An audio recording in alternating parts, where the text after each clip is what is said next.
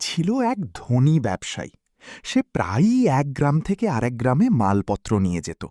তার ছিল একটি শক্তিশালী সুন্দর ঘোড়া আর একটি পরিশ্রমী গাধা।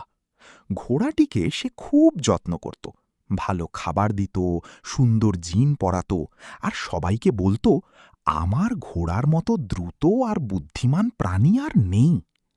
অন্যদিকে গাধাটির কপাল ছিল খারাপ। সারাদিন তার পিঠে ভারী বোঝা চাপিয়ে হাঁটানো হতো, তবুও গাধাটি কখনো অভিযোগ করত না, শান্তভাবে নিজের কাজ করে যেত। একদিন ভোরবেলা ব্যবসায়ী অনেক মালপত্র নিয়ে দূরের বাজারে রওনা দিল। আকাশে তখন হালকা কুয়াশা, চারদিকে পাখির ডাক। ঘোড়াটি হালকা বোঝা নিয়ে বেশ আনন্দে চলছিল, কখনো ঘাস খাচ্ছিল, কখনো লেজ নেড়ে গান গাওয়ার মতো শব্দ করছিল। কিন্তু গাধার অবস্থা ছিল ভীষণ খারাপ। তার পিঠে ছিল দুটো বিশাল বস্তা ভর্তি লবণ আর শস্য।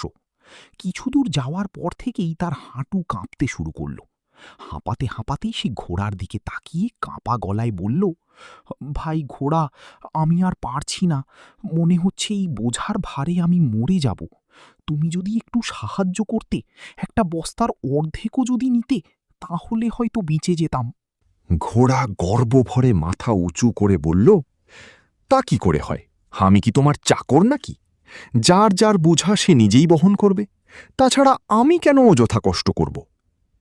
গাধা কষ্ট পেয়ে চুপ করে গেল।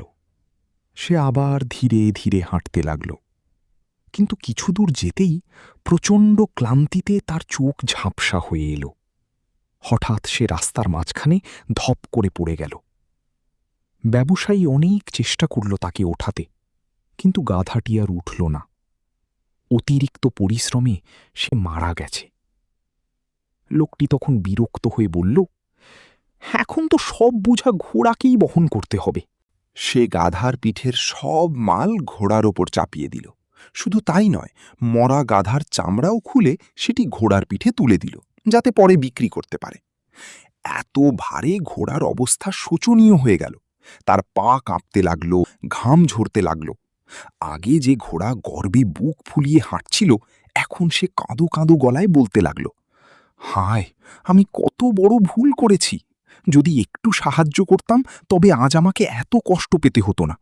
তখন অল্প বোঝা নিতে রাজি হইনি, আর এখন পুরো বোঝার সঙ্গে গাধার চামড়াও বইতে হচ্ছে। ঘোড়াটি তখন বুঝল, অন্যের বিপদে সাহায্য না করলে একদিন নিজেরই বড় ক্ষতি হয়।